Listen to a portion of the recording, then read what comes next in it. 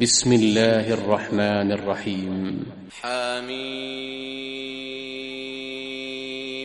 تنزيل الكتاب من الله العزيز الحكيم.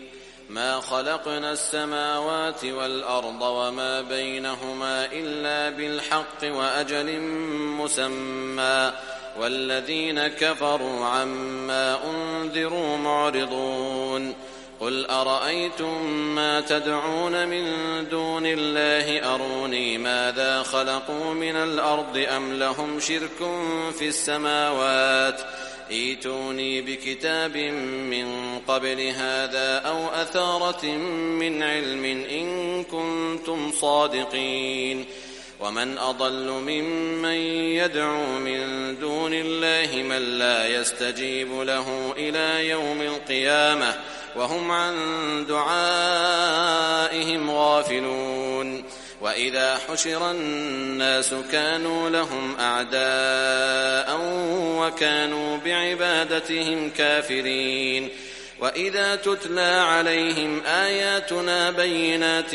قال الذين كفروا للحق لما جاءهم هذا سحر مبين أم يقولون افتراه قل إن افتريته فلا تملكون لي من الله شيئا هو أعلم بما تفيضون فيه كفى به شهيدا بيني وبينكم وهو الغفور الرحيم. قل ما كنت بدعا من الرسل وما أدري ما يفعل بي ولا بكم إن أتبع إلا ما يوحى إلي وما أنا إلا نذير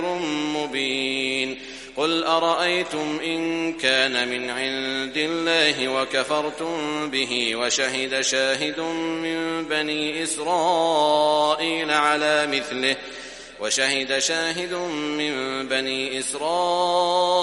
على مثله فآمن واستكبرتم إن الله لا يهدي القوم الظالمين.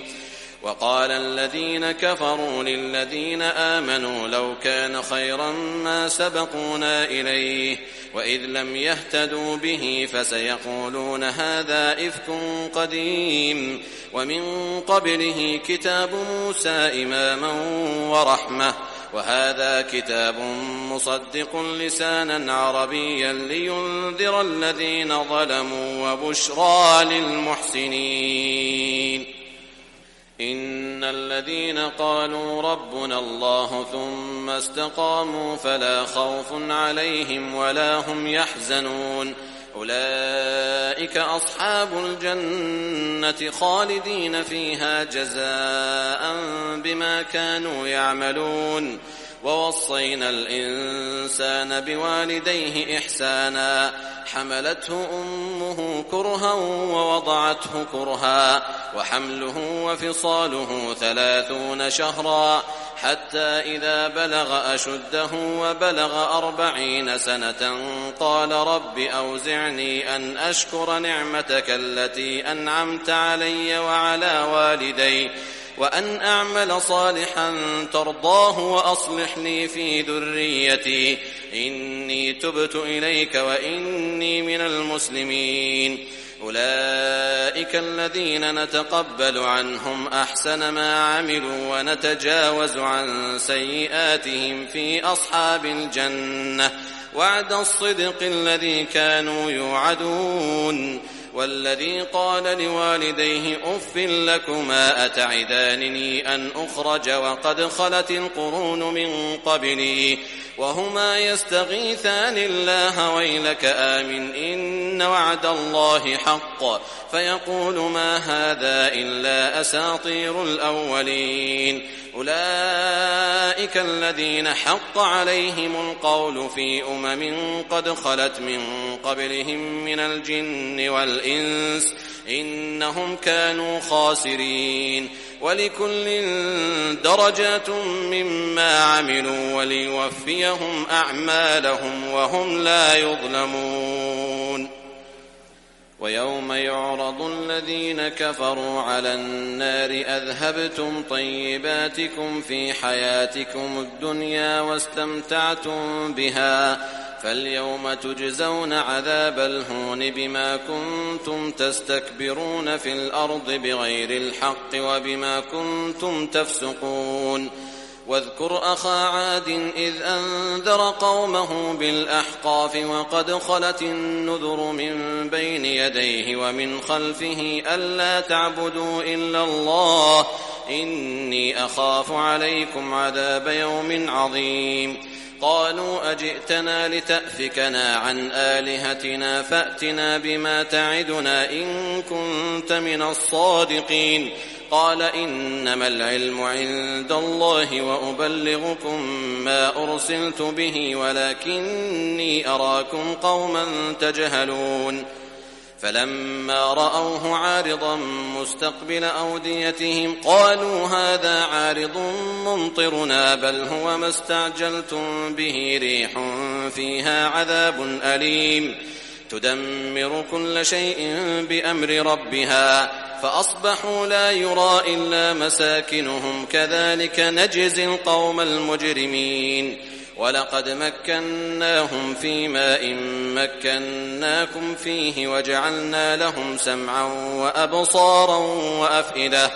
فما أغنى عنهم سمعهم ولا أبصارهم ولا أفئدتهم من شيء إذ كانوا يجحدون بآيات الله وحاق بهم ما كانوا به يستهزئون ولقد أهلكنا ما حولكم من القرى وصرفنا الآيات لعلهم يرجعون فلولا نصرهم الذين اتخذوا من دون الله قربانا آلهة بل ضلوا عنهم وذلك إفكهم وما كانوا يفترون وإذ صرفنا إليك نفرا من الجن يستمعون القرآن فلما حضروه قالوا أنصتوا فلما قضي ولوا إلى قومهم منذرين قالوا يا قومنا إنا سمعنا كتابا أنزل من بعد موسى مصدقا لما بين يديه يهدي إلى الحق وإلى طريق